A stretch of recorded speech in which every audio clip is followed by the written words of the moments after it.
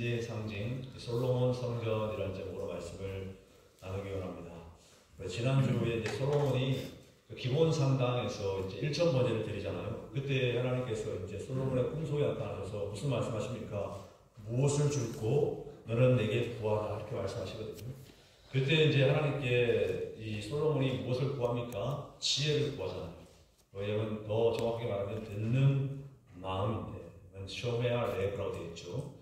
근데 그 하나님의 지혜를 구했더니 어떤 일이 벌어집니까? 그 하나님의 은혜로 말미암아 태평성대를 누리게 되었다. 그렇지 않습니까, 여러분들? 그래서 여러분 그 지혜라고 하는 것은 사실 자문의 말씀 그대로 하나님을 경외하는 믿음이었고, 그러한 하나님의 경외가 오히려 하나님께서 솔로몬을 높이시고 그 솔로몬을 통하여서 솔로몬이 다스리는 나라와 민족을 높이셨다는 겁니다. 여러분 우리 사무엘상 2장 30절의 말씀 보면요, 하나님께서 우리에게 이렇게 말씀하시거든요. 나를 존중히 여기는 자를 내가 존중히 여기고 나를 멸시하는 자를 내가 경멸하리라. 그러니까 여러분 하나님의 높이심이라고 하는 것은요, 우리로 하여금 축복과 은혜의 통로로 만들어주시는 것, 그게 여러분 하나님의 높이심이라는 것. 그래서 여러분 저와 여러분을 통하여서 하나님의 은혜와 축복이 흘러가도록 만들어주신다는 겁니다. 여러분 솔로몬 보십시오. 그가 처음에 하나님을 경외하는 마음으로 말미암아 지혜를 구하며 듣는 마음을 구할 때에 하나님의 말씀에 순종하고 경청함으로 말미암아 하나님이 솔로몬을 높여주시거든요. 그 솔로몬을 높여주시지 말미암아 그 솔로몬을 통하여서 이스라엘을 높여주십니다.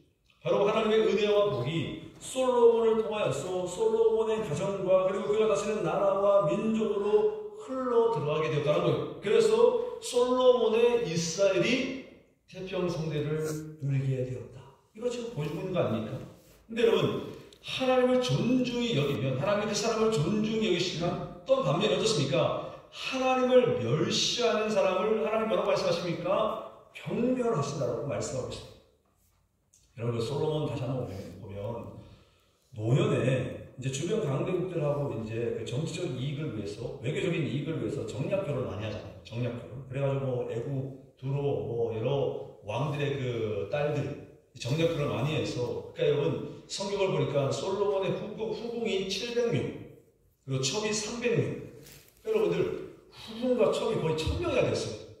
근데 여러분 그게 솔로몬의 정욕과 탐욕으로 인한 것이잖아요. 여러분 처음에 잘 시작했지만 나중에 무너지는 모습을 보여주지 않습니까? 그래서 여러분들 오늘 아침에도 아는 것처럼 고린도전서 10장 10절 말씀 보니까요, 선줄로 생각하거든 넘어질까 조심하라.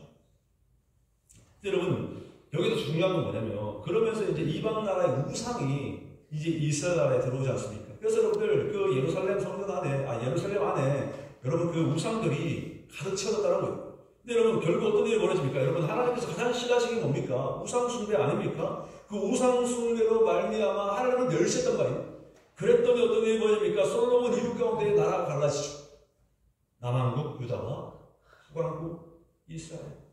여러분 솔로몬 한 사람을 통하여서, 솔로몬 한 사람이 하나님께 지혜를 구하고 하나님을 경외한 말미암아 하나님 말씀에 경청하고 순종했더니 솔로몬을 통하여서 축복의 통로로 삼아주셔서 솔로몬이 다스리는 그 이스라엘을 강대국으로 만들어주셨지만, 그러나 솔로몬이 범죄했더니 어떻습니까? 그 범죄로 말미암아 이제는 저주의 통로가 되므로 말미암아 이 나라 가운데에 위기를 초래할 수밖에 없었다. 그래서 여러분 지도자의 영성, 지도자의 지혜, 지도자의 마인드가 너무나 중요하다. 그가 축복의 통로가 되느냐 저주의 통로가 되느냐, 그와 함께하는 모든 사람들에게 영향을 미칠 수밖에 없다는 것이죠. 비단 여러분 지도자뿐만입니까? 저와 여러분들도 그렇잖아요. 저와 여러분들은 가정에서 어머니고 아버지고 가장이고 또 여러분 할아버지고 할머니고 가문을 이끌어가는 사람들 아닙니까? 그런데 그때 여러분 하나님을 경외하고 하나님을 존중함으로 말미암아 저와 여러분들이 먼저 축복의 통로가 된다는 거예요. 그러니까 축복의 통로가 되어야 되지만 하나님의 축복의 역사가, 은혜의 역사가 우리 자녀들에게, 손주들에게, 또 여러분 주변의 많은 사람들에게 흘러가게 된다. 그럼 우리가 맨날 축복의 통로 불러가면서 여러분들 축복한다라고 여러분 손 내밀고 한다고 해서 축복이 흘러가는 게 아닙니다. 저와 여러분 먼저 하나님을 높이고 하나님의 말씀에 순종하고 경청함으로 말미암아 하나님 저와 여러분들을 축복의 통로로 삼아 주셔야지만 우리를 통해서 축복이, 은혜가 사랑하는 자녀들 가운데, 손자들 가운데에, 주변의 사람들 가운데에 흘러간다는 거예요. 그게 여러분 바로 성경의 원리고 신앙의 원리 아닙니까? 그래서 여러분 저와 여러분들이 신앙생활을 참 잘해야 됩니다. 여러분 오늘 본문의 말씀을 보니까 솔로몬이 하나님께 축복의 통로로 사랑받을 때 어떤 일이 벌어집니까? 오늘 본문의 말씀 열왕기서 5장 4절의 말씀에서 이 솔로몬의 고백을 보니까 어떻습니까? 이제 내 하나님 여호와께서 내게 사방에 태평을 심해 원수도 없고 재앙도 없도다. 이런 태평성대 시대에 솔로몬은 하나님의 말씀을 기억하죠. 솔로몬의 아버지 다윗에게 하셨던 그 말씀 뭡니까? 다윗의 아들 솔로몬을 통해서 여호와 하나님의 이름을 위하여 성전을 건축하라. 이제 여러분 솔로몬을 통하여서 다윗에게 하셨던 약속을 솔로몬을 통하여서 성취하시겠다라고 말씀하고 있죠. 여러분 그 전 세계에서 가장 높은 건물이 뭔지 아십니까? 전 세계에서 가장 높은 건물. 그 여러분들 그 아랍에미리트에 가보면 이 두바이라고 하는 도시가 있잖아요. 그 두바이라고 하는 도시에 가보면 이 부르즈 칼리파라고 하는 여러분 건물이거든요. 전체 높이가 163층이고 높이가 828m라고 합니다. 그래서 원래 이름 여러분 도시의 이름을 따가지고 부르즈 두바이였거든요. 근데 여러분 그 두바이에서 건물 짓고 난 다음에 건물의 그 값을 다 갚지 못하다 보니까 이 국왕은 어디 있냐면 여러분들 그 아부다비에 있거든요. 그 아부다비에 있는 국왕이 그 돈을 다 갚아줬습니다. 그래가지고 원래는 여러분 그 두바이에서 지었기 때문에 부르즈 두바이라고 불렀는데 그 이름이 바뀌죠. 부르즈 칼리파. 왜요? 국왕의 이름을 따서 이 국왕 이름이 칼리파 빈 자이드 알람 하얀이거든요. 그래서 여러분들 부르즈 칼리파로 개명했다고 합니다. 근데 여러분 그 전세에서 가장 높은 빌딩 누가 지었느냐? 우리나라 삼성물산이 지은 건물입니다. 저도 여러분 한번 다녀왔는데 그 높이가 어마어마하거든요. 특히 여러분 이 건물을 우리나라에서 삼성물산에서 지었다고 하니까 얼마나 자랑스럽습니까? 근데 여러분 이 부르즈 칼리파를 통해서 아랍에미리트 국왕의 이름을 드러낼 뿐만이 아니라 이 건물을 우리나라 삼성물산이 지었다고 하니까 여러분 우리 스스로도 자랑스러운데 결국에는 뭡니까? 이 건물을 통하여서 누구의 이름을? 국왕의 이름을, 누구의 그 이름을? 기업의 이름, 삼성물산이라고 하는 그 여러분 이름을 드러내지 않습니까? 그런데 여러분 보시면 솔로몬의 성전, 이 예루살렘 성전은 어떻습니까? 그 솔로몬의 성전이라고 불리지만, 예루살렘 성전이라고 불리지만, 그러나 이 솔로몬 성전, 예루살렘 성전은 솔로몬을 드러내거나 이스라엘의 그 예루살렘을 드러내기 위해서 지어진 것이 아니라는 것이죠. 솔로몬의 성전, 예루살렘 성전은 세계 열방 가운데에 하나님의 임재를 드러내기 위한 하나님의 집이고 하나님의 처소였습니다. 그래서 여러분 솔로몬은 이 성전을 통하여서 자신의 나라가 참신 하나님을 드러내고 있습니다. 하나님을 나타내고 있음을 이 성전을 통하여서 드러내고 있는 겁니다. 그리고 여러분 이 성전이라고 하는 것은요 하나님만을 드러내고 있습니다. 자, 여러분 하나님의 임재를 상징하는 건물이 이제 여러분 솔로몬 성전, 예루살렘 성전이 아닙니까? 오늘도 여러분 제가 이 솔로몬 성전, 예루살렘 성전에 대해서 세 가지 질문을 가지고 왔는데 한번 보실까요 여러분들? 첫 번째 질문 한번 같이 한번 읽어보겠습니다. 시작. 솔로몬 시대 이전까지 특정 장소에 매이지 않으시고 환상, 돌담 떨기나무, 불기둥, 성막, 언약궤 등을 통해 자신을 계시하신 하나님께서 이제 무엇을 통해 자신을 계시하고자 하시나요? 라고 했습니다. 제가 정답은 너무나 쉽지 않습니까? 이미 우리가 함께 나눈 것처럼 이 솔로몬 성전 혹은 이제 예루살렘 성전이라고 불리는 그 성전을 통하여서 이제 하나님께서 함께 하신 하나님의 임재를 드러내지 않습니까? 원래 그 구약 성경을 보면 솔로몬 이전 시대까지 하나님 여러 모양으로 이스라엘 백성들에게 자기를 계시합니다. 계시라고 하는 건 뭡니까 여러분들? 감추어 있는 것이 드러난다. 그러니까 여러분 감추어 있는 하나님께서 하나님 스스로 드러내시단 말이에요. 계시하시는데 원래는 여러분 여러 가지 것들을 통하여서 하나님 계시하시는데 근데 여러분 솔로몬 시대가 되면 이제 성전을 통해서 계시합니다. 근데 여러분 출애굽 이후 가운데 강야에서 여러분 하나님께서 어떻게 하나님의 임재를 드러내시느냐? 여러분 흔히 말하는 여러분 장막 혹은 성막 혹은 회막이라고 부르는데 여러분 다 같은 내용입니다 여러분들. 그런데 보시면 장막이라고 하는 것을 영어로 텐트라고 하거든요. 주거 개념으로 하나님이 거하시는 곳이다. 그걸 강조할 때 여러분 우리가 장막, 텐트라고 합니다. 그리고 여러분, 때로는 우리가 이 성막이라고 그러잖아요. 터버너클, 영어는 터버너클이라고 하는데 예전을 강조합니다. 그러니까 예배하는 장소로 이제 중시할 때, 강조할 때 이제 우리가 성막, 터버너클이라고 부르는 것이고, 때로는 여러분 우리가 회막이라고 하잖아요. 회막. 그 회막으로 부르는 이유가 뭐냐면 텐트 오브 미팅. 그러니까 여러분 모임 장소. 하나님께서 자신의 백성을 만나시는 곳이다. 이거 강조할 때 여러분들 우리가 회막이라고 쓴다는 거예요. 여러분 원래는 장막과 성막과 회막은 같은 곳인데도 불구하고 무엇을 강조하냐에 따라서 장막 혹은 성막 혹은 회막이라고 부릅니다. 근데 여러분 하나님께서 원래 이 이동 성막이었던 여러분 이 성막을 통하여서 이제 이스라엘 백성들을 만나셨고 그것을 통하여서 하나님의 임재를 드러내셨다고 한다면 이제 어떻습니까? 솔로몬 시대 때에는 하나님께서 다윗에게 약속하신 대로 더 이상 이동식 성막이 아니라 고정된 건물이잖아요. 고정된 더 이상 움직이지 않는 고정된 건물을 통하여서 하나님께서 이스라엘 백성들을 만나주십니다. 여러분 이동식 성전의 성막은요 사실 이스라엘 백성들이 광야 생활할 때 이 광야 생활할 때는 여러분 유목민 생활하지 않습니까? 광야를 떠돌잖아요. 여러분 유목민 생활을 해야 되기 때문에 하나님께서 그들을 만나실 때에 이동식 성막을 허락해 주셨다는 거예요. 근데 어떻습니까? 적과 꿀이 흐르는 가나안 땅에 이제 정착하다. 정착 생활하면서 이제 더 이상 유목민 생활하는 것이 아니라 농경 생활로 전환합니다. 그때 여러분 어떻습니까? 하나님께서 이제는 농경사에 살아가면서 고정된 하나님의 임재의 상징인 성전을 허락해 주셨다는 거예요. 그러니까 생각해보면 여러분들 이 성전은 사실 솔로몬이 아니라 솔로몬의 아버지였던 하나님의 마음에 합한 자라고 불렸던 다윗 정말 그 다윗 시대에 성막을 짓기를 원했거든요. 하나님의 집이라고 불리는 성막을 짓기를 원했음에도 불구하고 하나님은요 다윗을 통해서가 아니라 다윗의 아들인 솔로몬을 통해서 짓겠다라고 말씀하지 않습니까? 그래서 오늘 본문의 말씀 열왕기서 5장 5절의 말씀 보니까요 하나님께서 이렇게 말씀하시죠. 여호와께서 내 아버지 다윗에게 하신 말씀에 내가 너를 이어 내 자리에 오르게 한 내 아들 그가 내 이름을 위하여 성전을 건축하리라 하신 대로 내가 내 하나님 여호와의 이름을 위하여 성전을 건축하려 하오니. 여러분 솔로몬 때 하나님의 성전이 건축된 것은 어떻습니까? 하나님의 약속의 성취라는 겁니다. 여러분 솔로몬의 아버지였던 다윗에게 하나님께서 말씀하셨고 약속하셨고 그 성취가 솔로몬 시대 때에 이루어졌다는 것이죠.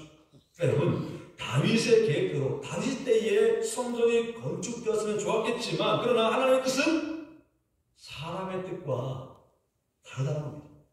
여러분 하나님이 하시고자 하는 일은 사람의 뜻대로 되지 않고요 하나님의 온전하신 뜻을 따라 이루어진다는 겁니다.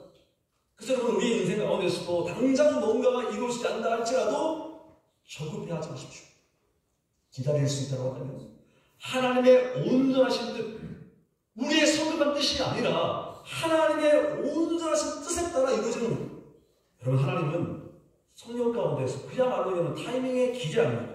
완벽한 타이밍의 역사하신 하나님께서 여러분의 모든 인생 가운데서 오직 하나님을 의지할 때 하나님의 타이밍에 맞춰서 선한 길로 인자한 길로 인도에 가심을 성경은 우리에게 분명하게 보여주고 있습니다. 그래서 여러분 우리가 하나님을 향해서 하나님의 성품이 어떻다고 얘기합니까? 그 하나님은 신실하신 하나님이시다.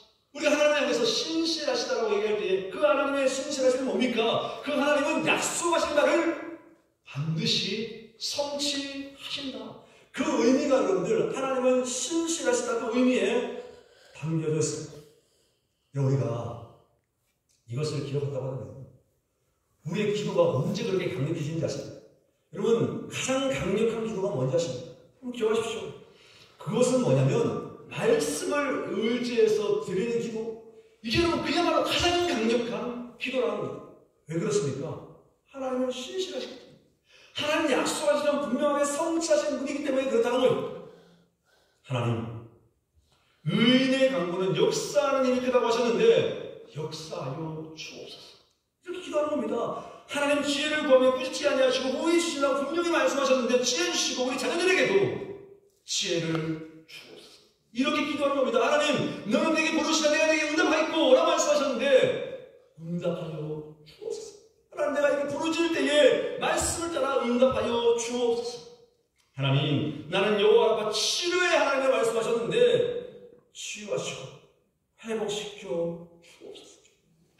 그러면 이게 가장 강력한 기도라는 겁니다. 중구난방으로 구원하지 않고요, 오직 하나님이 말씀하시는 그 약속을 따라 그 하나님 말씀을 중심으로 기도하는 겁니다. 그러면 하나님은 늘 약속을 성취하시는 신실하시는 하나님이기 때문에 우리의 기도에 응답하실 수밖에 없다는 겁니다. 여러분, 그러면 우리는 뭘 해야 됩니까? 말씀 읽어야죠. 말씀 묵상해야죠. 말씀을 써야죠. 말씀을 암송해야죠. 여러분, 말씀을 알아야지. 말씀을 여러분 가지고 말씀을 의지해서 강력한 기도 드릴 거 아닙니까? 근데 여러분, 기도의 응답이 나타나지 않는 이유 뭐 여러 가지가 있겠지만 그 중에 한 가지가 뭐냐면 말씀을 모르기 때문입니다. 말씀을 묵상하고 말씀을 여러분 암송하고 말씀을 여러분들 읽어야지만, 그래야지만 그 말씀 가지고 기도할 수 있는데 그 기도 가지고 말씀 가지고 기도하지 못하다 보니까 기도의 능력이 나타나지 않고요, 기도의 응답을 경험하지 못합니다. 결국 말씀과 기도가 신앙의 기본적인 요소가 될 수밖에 없는 이유가 뭐냐면, 말씀과 기도를 통하여서 하나님이 누구신지를 알고요, 하나님을 인격적으로 만나고요, 하나님의 역사와 함께 하심을 확신하며 나갈 수 있기 때문입니다. 이 말을 다시 한번 곱씹어보면, 말씀과 기도 없이는 하나님을 알 수 없고 하나님을 만날 수 없고 하나님의 역사와 하나님의 함께 하심을 확신할 수 없다는 겁니다. 그래서 여러분, 저와 여러분들이 기본으로 돌아가야 됩니다. 기본이 바로 우리에게 능력이 된다는 겁니다. 신앙의 기본이 바로 하나님의 분명한 능력이 된다는 겁니다. 여러분, 이 사실을 깨달으면서 말씀을 날마다 묵상하면서 그 말씀을 붙들고 기도함으로 정말 하나님의 능력을 경험할 수 있는 저와 여러분의 모습이 되어야 될 줄 믿습니다. 아멘. 여러분, 하나님께서 이제 이 솔로몬 성전을 통하여서 이스라엘 백성들에게 하나님께서 그들을 만나 주시겠다고 말씀한 거 아닙니까? 바로 이곳이 바로 하나님의 집, 하나님의 성전이라고 난처하에 알리고 있는 겁니다. 여러분, 두 번째 한번 질문을 볼까요, 여러분들? 두 번째 질문을 우리 같이 한번 읽어보겠습니다. 시작. 하나님은 이제 솔로몬의 성전을 통해 자신의 임재를 나타내십니다. 다만 하나님의 임재가 솔로몬이 건축한 예루살렘 성전을 통해 나타나기 위한 전제 조건이 있는데 그것은 무엇일까요? 라고 했습니다. 여러분, 다시 한번 말씀드리지만 솔로몬 성전이라고 하는 것은 하나님의 임재의 상징이시, 실제로 하나님께서 그곳에 거하신다, 그런 의미는 아닙니다. 왜 그렇습니까? 하나님은 영이시죠. 영이신 하나님을 가질 수 있는 어떤 장소도 어떤 건물도 없다는 거예요. 그러면 여러분, 그곳이 하나님의 임재 상징이라고 한다면 진정 하나님의 임재, 하나님의 만날 수 있는 전제 조건이 있다는 거예요. 그게 뭐냐면 여러분들, 우리가 두 번째 열왕기상 8장을 보면요, 하나님의 말씀에 순종하는 삶을 우리에게 보여주고 있습니다. 여러분, 두 번째 우리가 함께 읽었던 이 본문의 말씀, 열왕기상 8장을 보면 성전을 다 짓고 난 다음에 이제 성전을 하나님께 봉헌 올려드리는 거죠. 솔로몬이 성전을 허락하신 하나님께 봉헌 기도를 드리고 난 다음에 자기 백성을 축복하고 있단 말이에요. 그래서 여러분, 61절의 말씀을 보니까 이 솔로몬이 하나님 앞에 이 성전을 봉헌하고 하나님께 감사 기도를 드린 다음에 백성들에게 축복할 때 뭐라고 당부하는지 한번 볼까요, 여러분들? 61절 말씀을 보니까, 그런즉 너희의 마음을 우리 하나님 여호와께 온전히 바쳐 반전하게 하여 오늘과 같이 그의 법도를 행하며 그의 계명을 지키시오. 무슨 말인가요, 여러분? 솔로몬의 성전이 있다고 해서 무조건적으로 하나님의 임재가 있는 것이 아니라는 겁니다. 하나님의 말씀에 순종하고 하나님의 말씀에 경청할 때에 하나님의 분명한 임재가 그들 가운데 있다는 거예요. 여러분, 솔로몬 성전, 예루살렘 성전이라고 하는 것은 하나님의 임재의 상징을 보여주는 것이지, 그게 무조건적으로 하나님이 함께 하신다는 의미가 아니라는 겁니다. 보십시오, 여러분. 솔로몬 성전이 그 이후에 400년간 이스라엘과 유대교의 중심이 되지 않습니까? 그런데 그 위엄과 영화는 성경의 기록에만 확인할 수 있을 뿐 이제 거의 남아있지 않습니다. 그렇죠, 여러분들? 주전 586년 어떤 일이 벌어집니까? 바벨론 침공으로 말미암아 솔로몬 성전, 그 예루살렘 성전이 완전히 파괴됐어요. 그렇죠, 여러분들? 그 이후에 이제 페르시아 시대 때 이제 바사 시대라고 하죠. 그때 어떤 일이 벌어집니까? 이 포로 생활을 하던 이스라엘 백성들이 이제 고레스 칙령으로 말미암아 스룹바벨을 중심으로 이제 예루살렘으로 돌아오잖아요. 그때 여러분 이 스룹바벨을 중심으로 해서 제2성전이라고 그러죠. 스룹바벨 성전이라고 부르는데 이제 여러분 그 성전을 짓는단 말이에요. 근데 여러분 그렇게 제2성전을 지었음에도 불구하고 어떻습니까? 주전 63년경에 로마에 의해서 완전하게 파괴됐습니다. 그리고 그 이후에 여러분 잘 아시는 헤롯 성전 제3년경이라고 부르는데 여러분들 그 주후 20년경에 이제 유대 왕이었던 그 헤롯 왕 있잖아요. 그 헤롯 왕을 통하여서 이제 헤롯 성전이 지어지지만 어떻습니까? 주 70년경에 다시 로마에 의해서 완전하게 무너집니다. 이제 여러분 그 예루살렘에 가보면 성전 서쪽 벽이라고 알려진 이제 그 통곡의 벽이라고 하는데 그 통곡의 벽만 일부만 남아 있을 뿐입니다. 여러분 이스라엘 백성들이 솔로몬 시대에 태평성대를 누리면서 성전을 통해서 하나님을 만나고 세계 열방 가운데 하나님께서 참된 신이심을 드러내는 사명을 맡았음에도 불구하고 한 가지 분명히 기억해야 할 사실이 있다는 게 뭐냐면 하나님 말씀에 순종하는 삶을 살아야 한다는 것. 그럼 그게 어떤 일이 벌어집니까? 이스라엘 백성들은 하나님이 거하시는 성전을 보유하고 있다는 사실을 너무나 맹신한 나머지 하나님의 말씀을 등한시하고 불순종하고 하나님을 멀리하는 삶을 살아갑니다.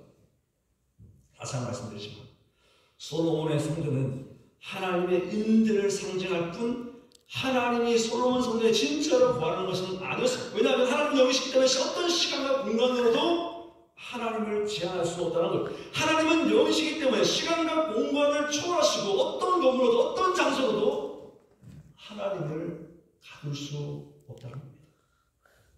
하나님의 임재의 상징이었던 솔로몬의 성전을 통해서 하나님이 진정 원하신 건 뭐였습니까? 하나님이 그들 가운데 계심으로 말미암아 하나님 말씀에 순종하며 경청하는 인생을 살아갈 것을 이스라엘 백성들에게 요구하였습니다. 그래서 여러분들 솔로몬 성전이라고 하는 것은 하나님의 임재를 사람들로 하여금 깨닫게 하는 하나의 상징이지 그것이 결코 하나님의 함께하신 하나님의 역사를 이스라엘 백성들에게 보증하는 것이 아니었다는 거예요. 그것을 깨닫지 못했던 이스라엘 백성들 어떻습니까? 솔로몬 성전을 하나님의 성전으로 우리가 가지고 있기 때문에 항상 하나님과 함께한다는 그 자신감? 아니 그것은 자신감이 아니고 자만심이었죠. 그때 여러분 하나님께서 뭐라고 말씀하십니까? 그들을 향해서 이렇게 말씀하십니다. 예레미야 7장 4절 말씀에 너희는 이것이 여호와의 성전이라 여호와의 성전이라 여호와의 성전이라는 거짓말을 믿지 말라. 그럼 제가 예레미야 7장 4절 말씀 보니까 여러분 지금 우리 여기 계신 분들은 대부분 아실 것 같은데 옛날 가수 김추자 씨 노래 아시죠?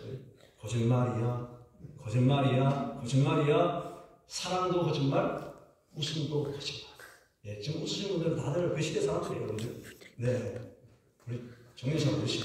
예, 거짓말이라는 거짓말. 솔로몬 성전이 결국 하나님의 임재를 보증해 주는 것이 아니라고 말씀하십니다. 오직 하나님 말씀에 경청하고 순종할 때에 하나님 그 솔로몬 성전을 통해서 말씀하시고 만나시고 역사해 주시겠다고 말씀하고 있는 것이죠.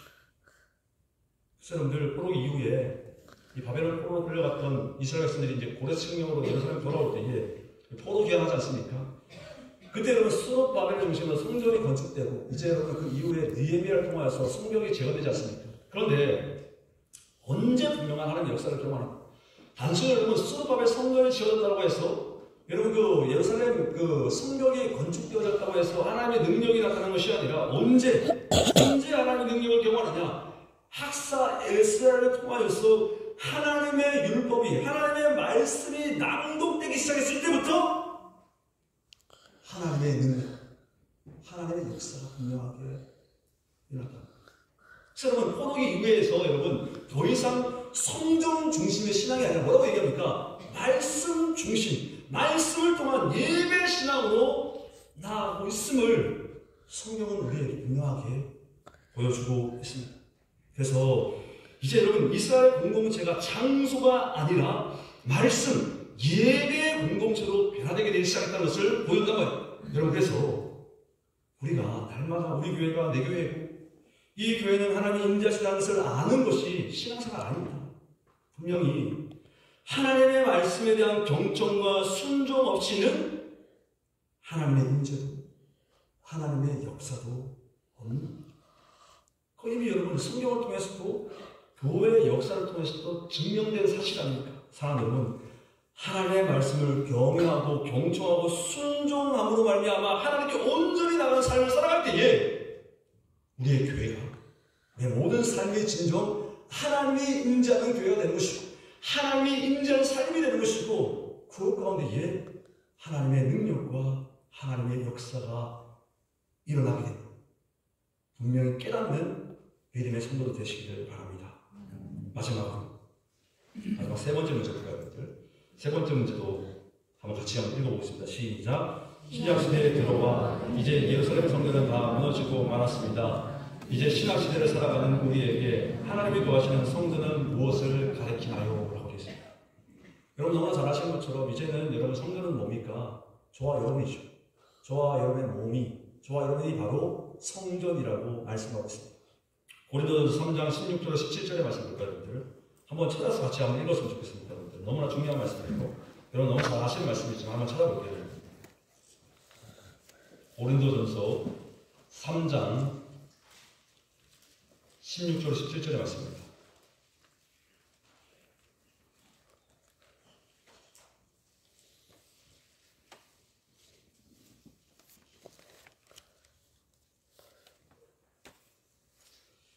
고린도전서 3장 16절 17절의 말씀 한번 같이 한번 읽어보겠습니다. 시작. 너희는 너희가 하나님의 성전인 것과 하나님의 성령이 너희 안에 계시는 것을 알지 못하느냐. 누구든지 하나님의 성전을 더럽히면 하나님의 그 사람을 멸하시리라. 하나님의 성전을 거룩하니 너희도 그러하니라.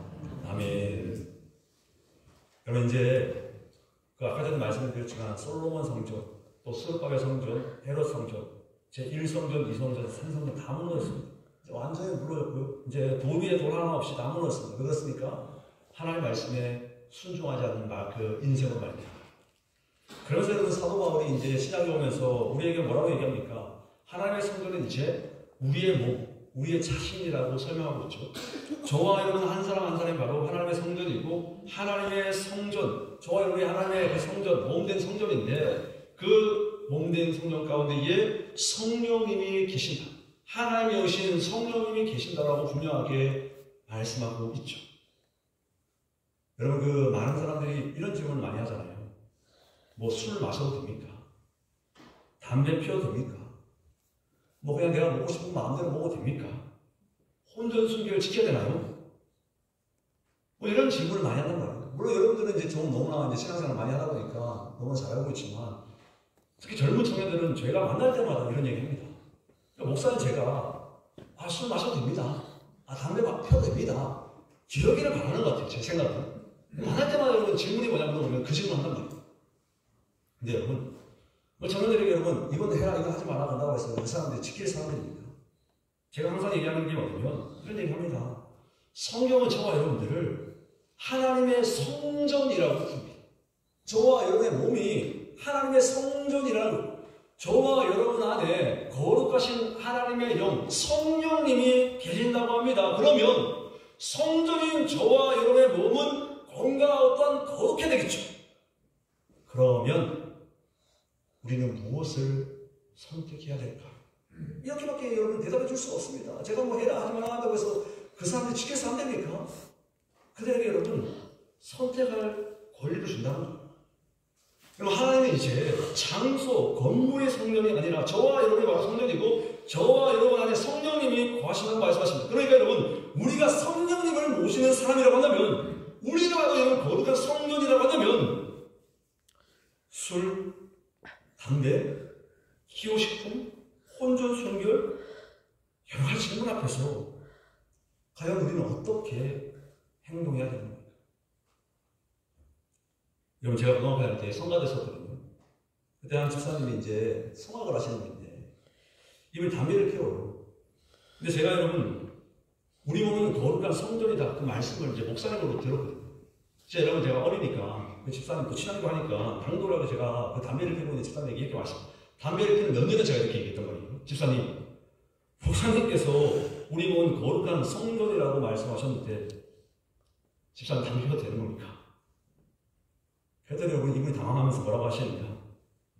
우리 몸이 성전이기 때문에 날마다 그 성전을 연기로 가득히 채워야지. 너도 알잖아. 구약 번제도 제사를 올려드리면서 연기가 가득한 것이.